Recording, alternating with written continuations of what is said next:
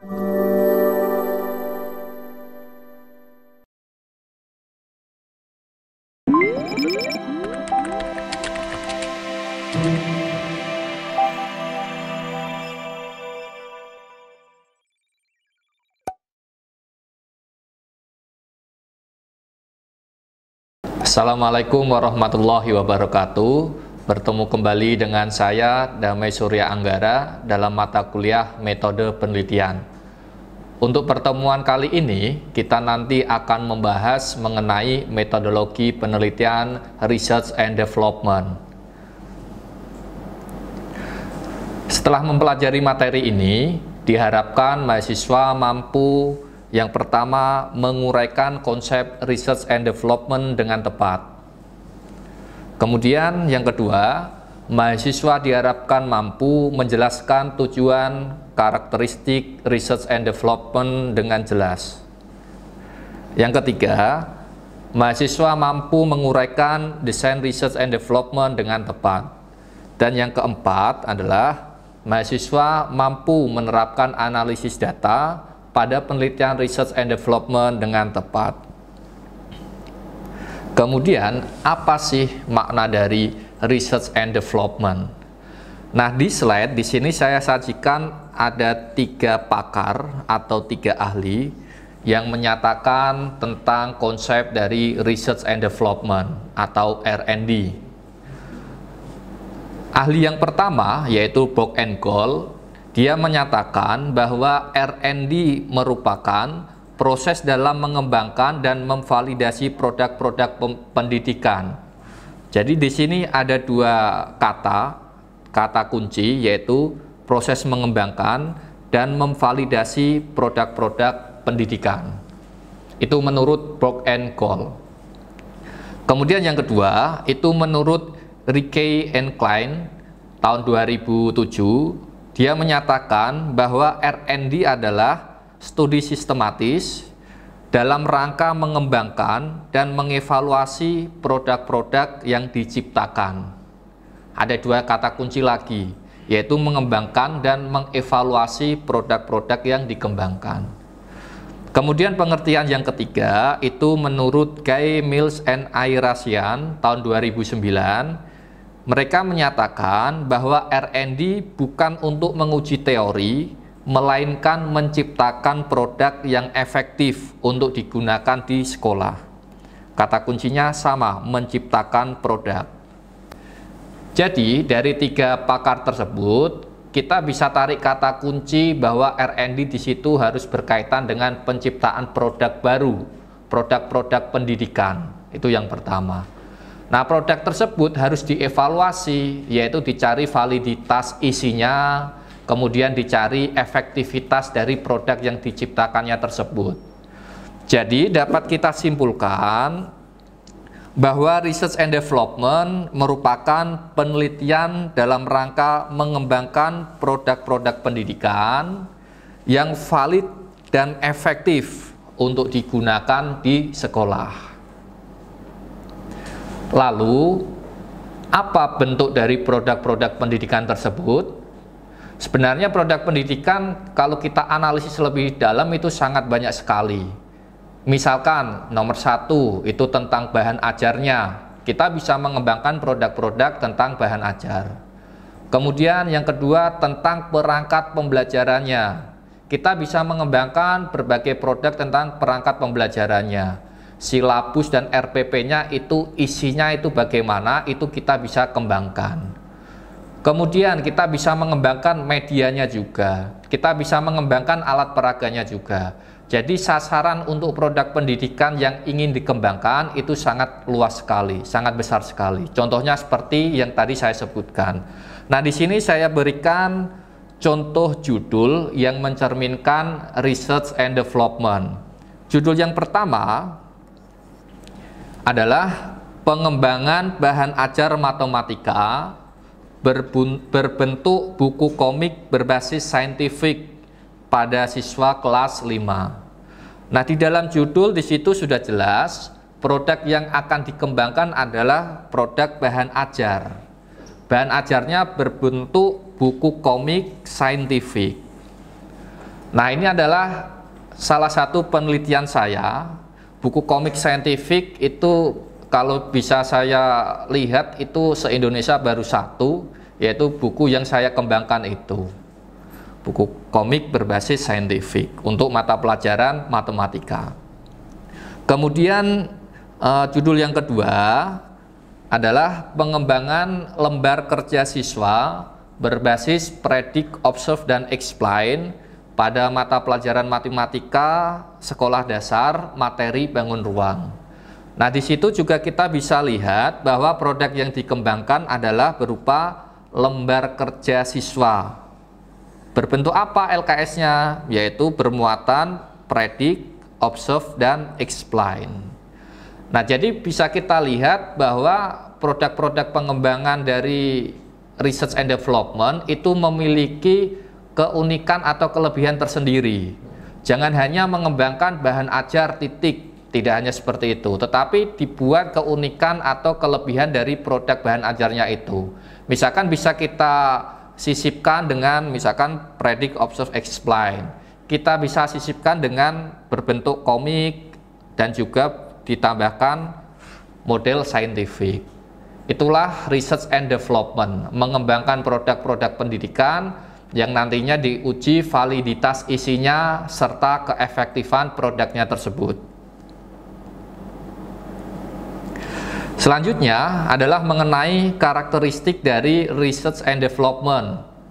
Nah, ini saya rujuk pendapatnya Bock and Gold tahun 89. Dia menyatakan bahwa R&D itu memiliki karakteristik yang pertama, adanya studi pendahuluan berupa temuan masalah dan kebutuhan. Itu pasti. R&D itu diawali dari masalah dan juga kebutuhan dari yang kita observasi tersebut. Kalau hanya masalah saja tanpa adanya kebutuhan tidak bisa dikembangkan melalui R&D. Itu yang pertama, masalah dan juga kebutuhan. Kemudian yang kedua, itu adanya proses pengembangan produk. Nah, produknya itu nanti divalidasi oleh ahli. Setelah masalah dan kebutuhannya kita analisis, kemudian kita mendesain produknya tersebut, kemudian dinilai oleh para ahli. Nah, para ahlinya tersebut itu adalah yang benar-benar pakar pada bidangnya. Setelah diuji oleh ahli atau dinilai oleh ahli, kemudian dilakukan revisi. Karakteristik selanjutnya adalah adanya uji coba produk. Jadi produk yang sudah divalidasi oleh ahli ini itu diuji coba. Boleh uji coba skala terbatas, lalu dilanjutkan ke uji coba skala luas.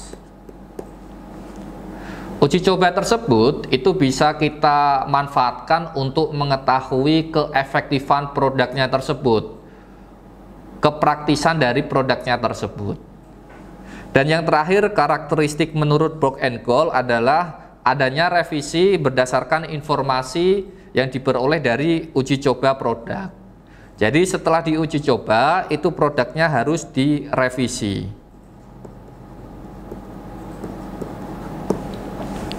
Itu adalah karakteristik R&D menurut Bock and Gold.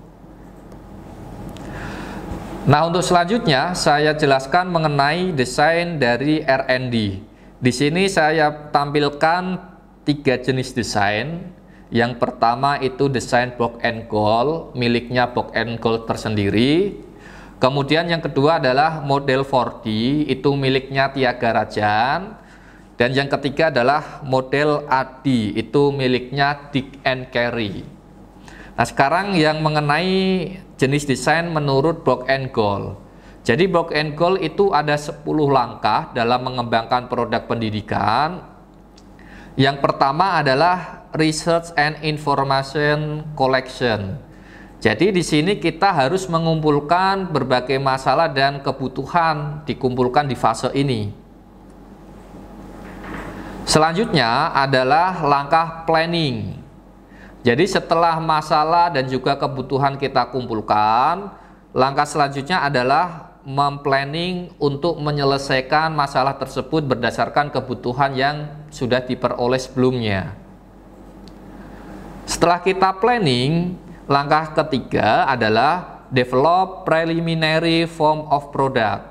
Jadi di sini kita mengembangkan prototipe dari produknya tersebut. Prototipe. Nah, setelah prototipe dikembangkan, langkah keempat adalah preliminary field testing. Jadi setelah prototipe dibuat, itu dinilai oleh ahli. Makanya di sini adalah fase penilaian validitas isi dari produk.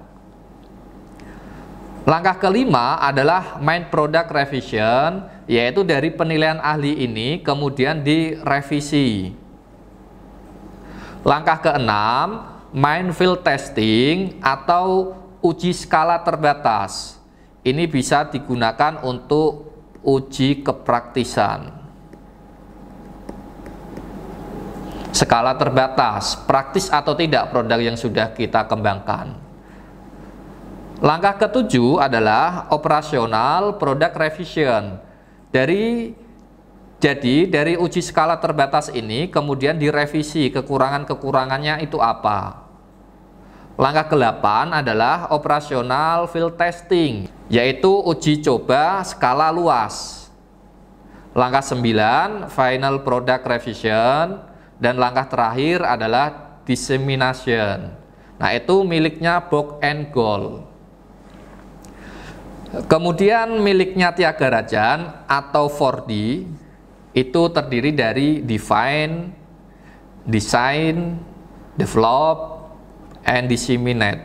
Ya, define itu analisis masalah dan kebutuhan. Masalah dan kebutuhan.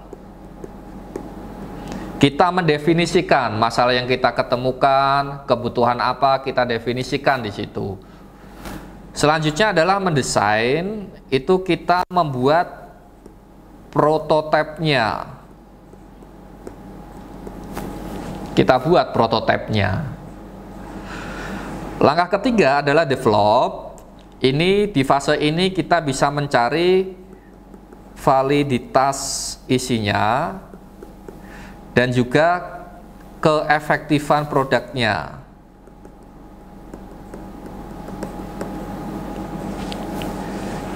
Disseminate adalah penyebar luasan.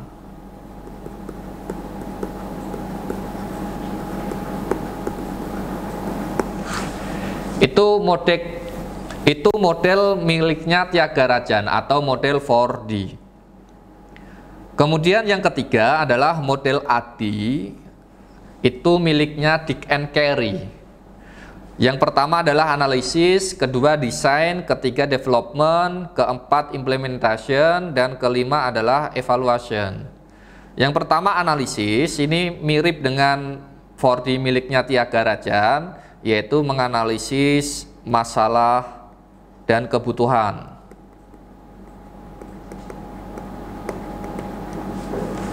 Terus mendesain itu membuat prototipenya. Development itu mencari validitas isi, kemudian keefektifan produk. Setelah itu diimplementasikan di lapangan.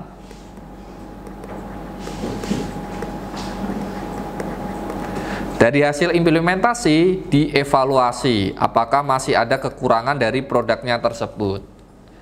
Itu desain miliknya Dick and Carey model AD.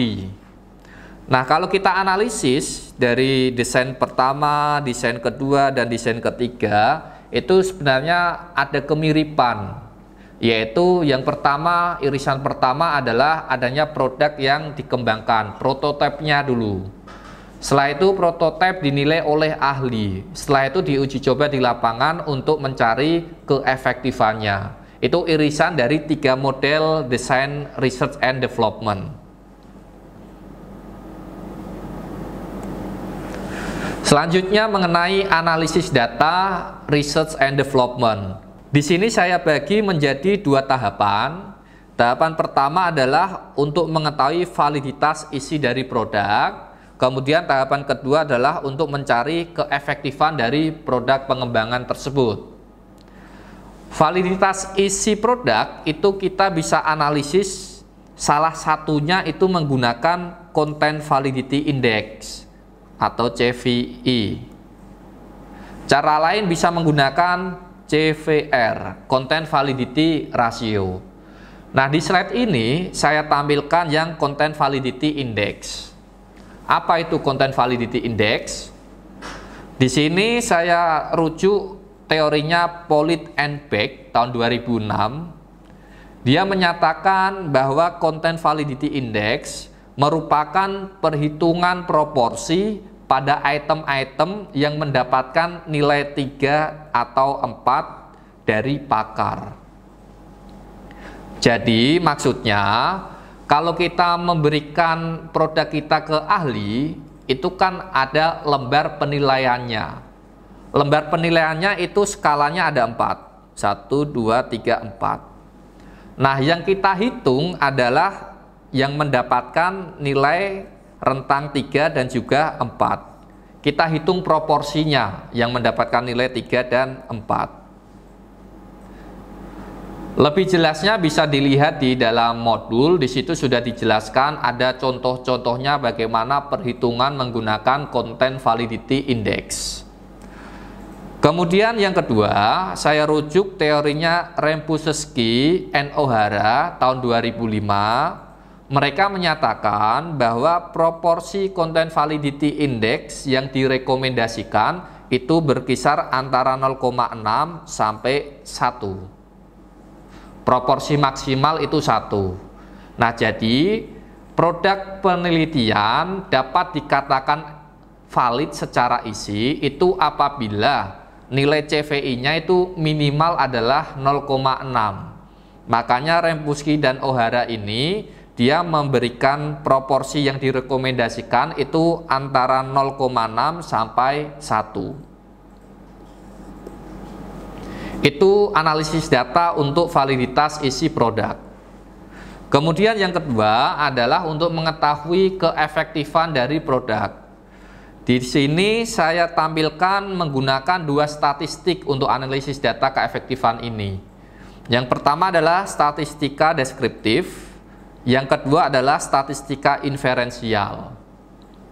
Prinsipnya, jika hasil uji keefektifan hanya berlaku pada sampel yang diuji coba, itu bisa menggunakan statistika deskriptif. Ya. Jadi hasil uji coba keefektifan itu hanya berlaku pada sampel yang diuji cobakan tersebut. Boleh menggunakan analisis data statistika deskriptif. Sedangkan apabila ingin menggunakan statistika inferensial, ini berkaitan dengan populasi dan sampel ini.